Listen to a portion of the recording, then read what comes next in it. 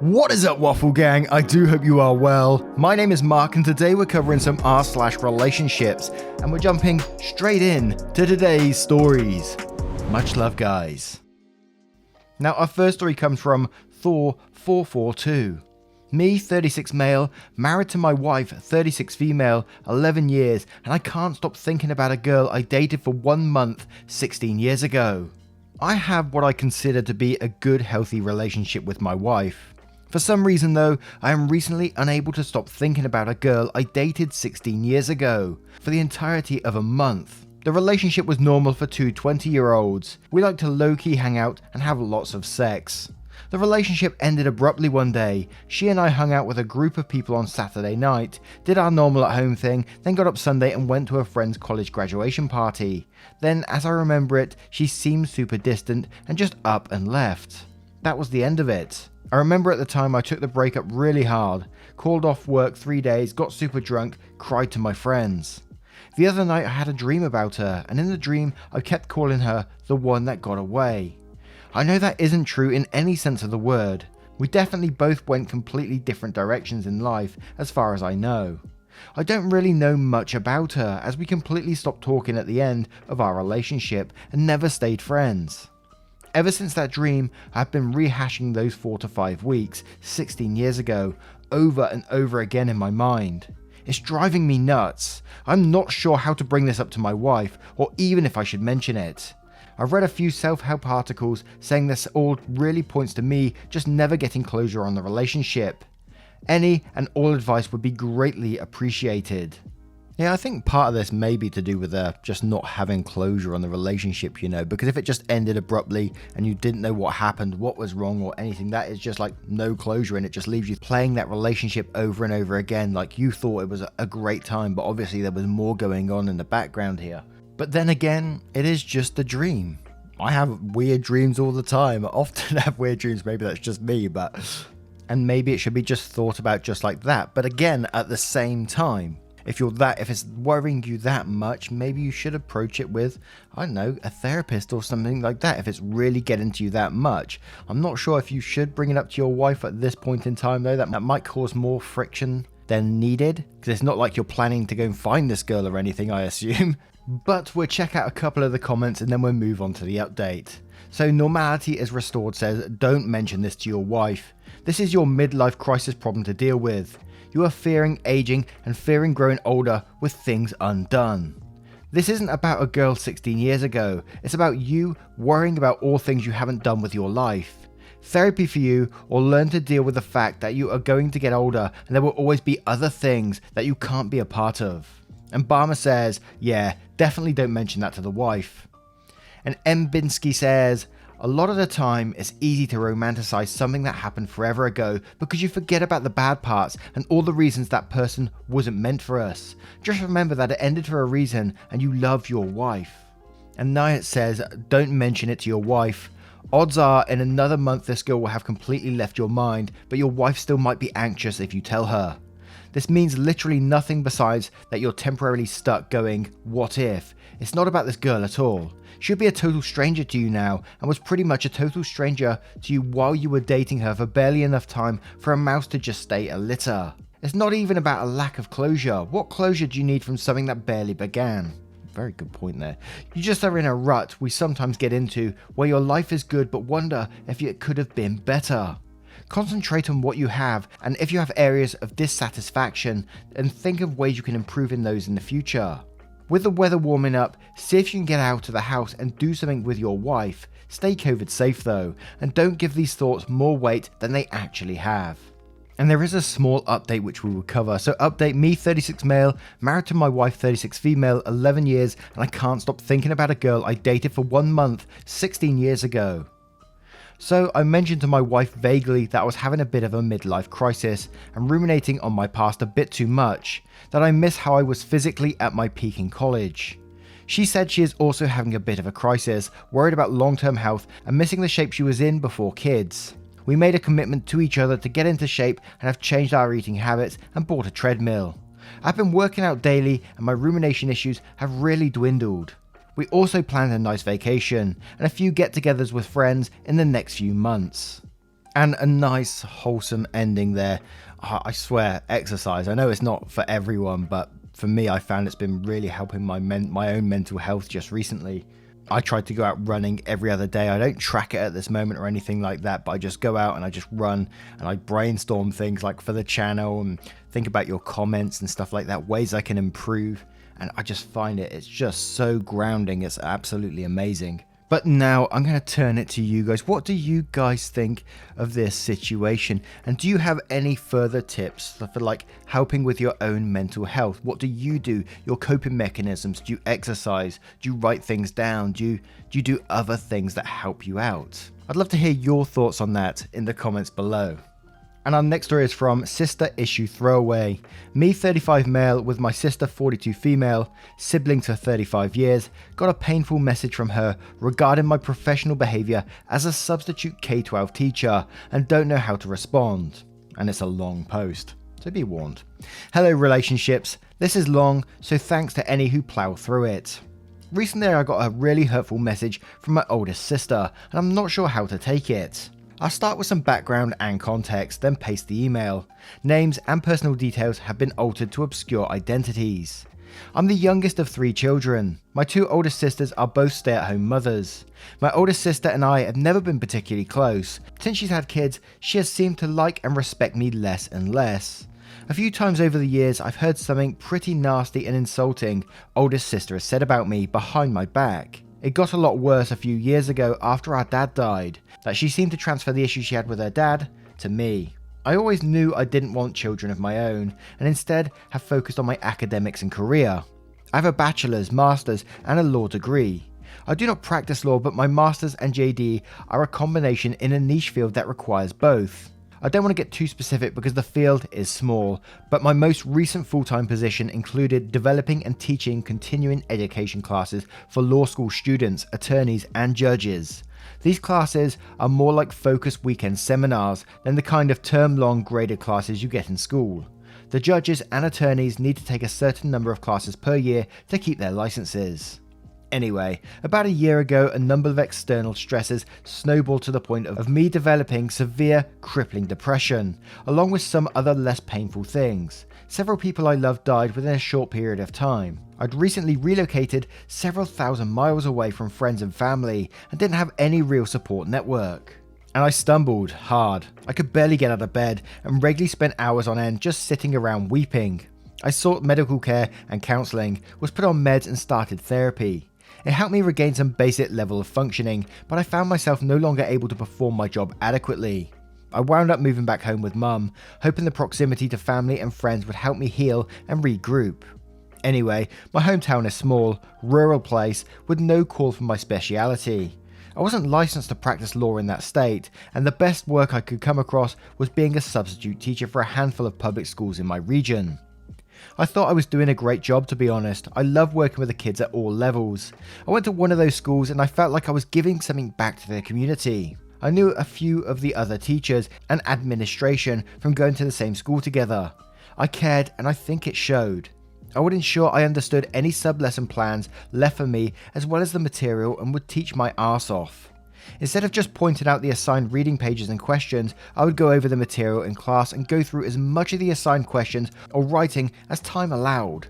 I'd grade papers if possible. I'd encourage class participation. Of course, I was pretty green and it took me a while to get a feel of handling classroom discipline. I wasn't perfect, but I was trying to be a sort of teacher that I would have wanted, one who got respect by demonstrating respect for the kids. Disruptive classroom behaviour is not an issue when you're teaching a room full of attorneys. I got a lot of positive feedback, especially from the students. Towards the end of the school year, the school closest to me, which I preferred, was calling me in essentially on a daily basis. Most frequently, I was called in to cover for the special ed classes, which had kids with learning disabilities, behavioural problems, difficult home lives, and more. I add this because of the email content. On one half day, I subbed for an old friend of my oldest sister, Jenny, in the email message below. It was an elementary class and we went through a few basic things. One of the Common Core worksheets had 2 questions that worded so ambiguously that they had multiple correct answers, not just the one that was called correct on the answer sheet. I looked up the definitions of the terms to make sure I wasn't imagining things. Inform the class to disregard those questions and explain how it could be interpreted multiple ways. Typos happen both in statutes and elementary workbooks, no big deal. I left a note for the teacher explaining what I'd come across and how I handled it, in case she wanted to address it further. I didn't hear back from her. A few weeks ago, a bunch of family came into town and my oldest sister went out and grabbed a beer with Jenny. So a few days later, my oldest sister sent me this email. It's really been fucking with my head since then. I don't know how much of it is accurate, if any. I should mention, in the past year, I've let my hair grow from conservative legal business short to shoulder length and sport a carefully trimmed beard. And then quotes the email and says, OP, I didn't want to tell you about this because this is embarrassing and I knew it would make you feel bad, but other sister told me you were being stubborn and that you needed to hear some of the things that Jenny told me. She said she felt bad telling me this, but that it was the truth. She said she didn't dislike you, but you've acted really badly. I believe her. Jenny is a kind, loving person and my good friend of 30 years. She doesn't have a mean bone in her body. This is truly how people experience you. This is what was reported to me. The teachers have a derogatory nickname for you. The teachers make fun of you. When you leave them critical notes, they read them out loud to each other and laugh at them. A sub has never, ever left notes like yours to the teaching staff, and they think you have a mental problem for thinking you have a right to do so. You behave unprofessionally, you strut around like a rock star and seem to get an ego rush from being in front of an audience of kids when it's pretty clear that you don't have a clue as to what you are doing. The day after you subbed, there was always complaints about you from the kids. The teaching staff feels you do not respect teachers because you are arrogant enough to criticize their work without any qualifications in education yourself and having never held a professional job in education. They feel you disrespect the kids by showing up looking slovenly with poor hygiene. This area is economically depressed and the kids deserve role models who look and behave professionally. You do neither. When OP subs, the following are guaranteed. He will not do his job. The teacher he was subbing for will have twice as much work to do the next day. He messes up the lessons plans and seems to have no idea of how they fit into the larger curriculum plan. Every class in school has several kids with learning disabilities, from dyslexia to auditory processing disorders and more. When he subs, the kids in class who have learning disabilities are often left confused and frustrated because he changes lesson plans and in doing so removes items in the lesson plan that were placed there specifically for those kids. The teachers had to reassure these kids the next day that they're doing nothing wrong with them. It is really frustrating for the teachers to have to do damage control with these kids, all because some arrogant guy thinks he knows better. There will be complaints about how he acted and that his clothes smelled bad. He will leave condescending, insulting notes for the teacher that often betray his lack of knowledge of education, child development, the needs of kids with learning disabilities and school systems in general. When I said that you told your sister that you considered yourself a teacher and felt that you connected with kids, Jenny laughed and said, "No one, not the teachers or even the students consider OP a teacher. And believe me, even if I went on and got a teaching certificate, no one here wants him at the school. And me saying that has nothing to do with the 2 lesson plans of mine he messed with. Yes, I was totally annoyed that I had to redo the lessons and regrade the work, but I laughed and rolled my eyes when I saw his notes." When I asked Jenny why she didn't let me or my mum know this was going on, she said she knew we'd be embarrassed. Which we are, by the way, totally mortified. She also said a lot of people at the school know me, other sister or mum. They knew you had moved back to hometown and wanted to be supportive. Once they saw what a jerk you were, they felt embarrassed for us. So there you have it, OP. What was reported to me by someone who works at the school. You are not a teacher. You have actually caused difficulty for some kids, which I know you did not intend, but you have. Your behavior is completely inappropriate and has alienated people to the point that they make fun of you.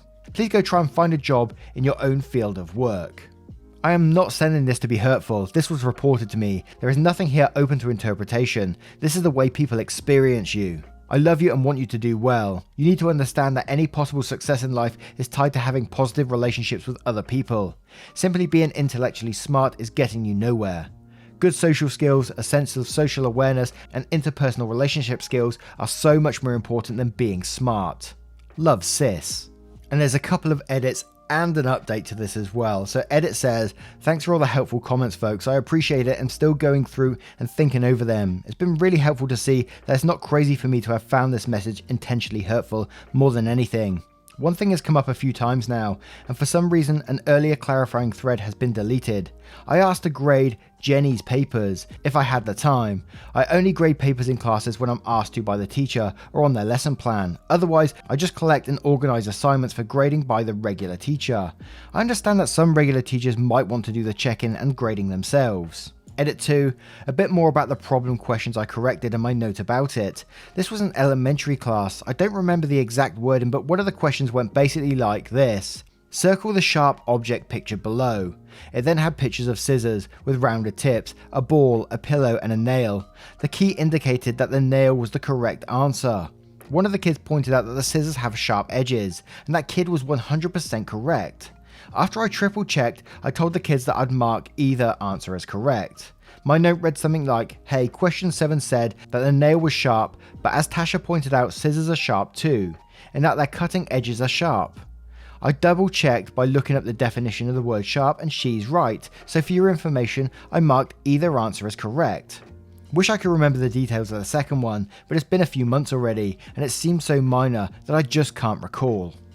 And as from the edits, there's just a lot of comments saying that email was just intentionally to hurt you, and a lot of teacher replying saying, yeah, this Jenny probably did speak to sister and she's just twisted all the words round to come up with this toxic email just to get at you. So, and I personally saw it that way as well. No one writes to their brother in that way, in the most hurtful way possible. It was clearly to prod at open wounds there and to just damage you, really. So I was just about to say you're not the arsehole in this situation, but we're on relationships here, Mark. Come on. But we're going to check out the update to see what it says, and hopefully we're going to have a positive ending to this, because OP clearly deserves it. They sound like an excellent teacher from what I'm reading here. So, 5-year update. Me, 45 male, with my sister, 50 female, 45 years duration. Got a painful message from her regarding my professional behaviour as a substitute K-12 teacher, and don't know how to respond. The front page of Ask Reddit thread inspired me to do a follow-up here. Here's my original post from 5 years ago. The discussion was really helpful, and at one point I had my therapist read that thread. Thanks to everyone who chimed in. Since that post, I've not been in contact with my sister, except for, incidentally, at a few family events, where we had minimal interaction.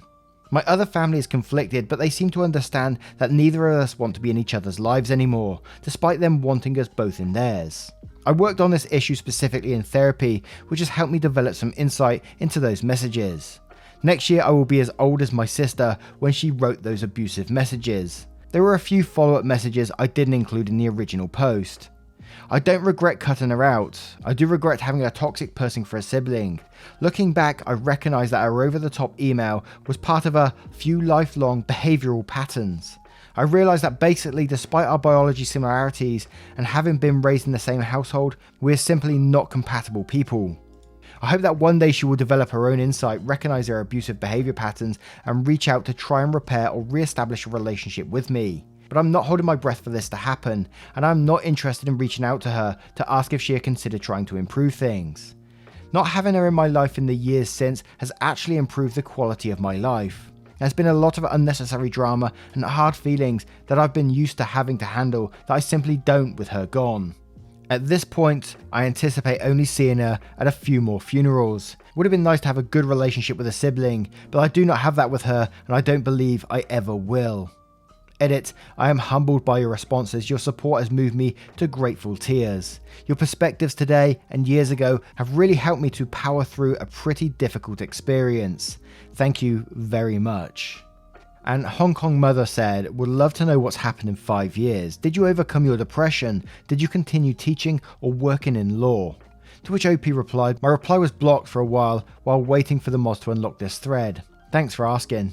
I continued subbing for about a year or so after that post. I continued to seek professional feedback and got to the point where I no longer had any doubts about the quality of work or professionalism. In my time subbing, I was able to work at over 40 different schools in about a dozen different districts. I got preferred sub status at a couple of the schools and a few long-term offers for classes whose teachers left midway through the school year. Any professionalism concerns I originally had have since been put to rest as far as I'm concerned. That all said, substitute teaching is a pretty crappy job on multiple levels. It doesn't even qualify as a public service job for public service student loan forgiveness. Since then, I've passed my state bar exam, became a licensed attorney, started my own law practice, and it's been growing. I'm earning more and my quality of life has improved.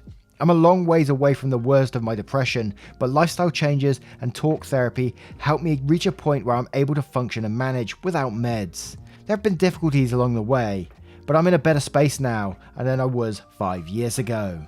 And that sounds like absolutely incredible progress for OP, and I'm so happy that it went that way and they've gone no contact with sister, even if she reaches that in the future. If I was in that position, I'm not sure I'd want to let that kind of person back in my life again, just in case, because OP's clearly been through a lot with their own mental health and stuff like that. And I just wouldn't want to open those old wounds, especially for someone as toxic as that, to send that kind of email. But that's just my opinion. What do you guys think of this story? It was a long one. Let me know in the comments below. And our next story is called I 26 male can't handle my wife's 26 female PMS. Hey, I love my wife and I think I'm a good husband, but maybe I'm not. We've been together for 10 years and married for 1. Basically, I'm getting to the end of my rope with her PMS.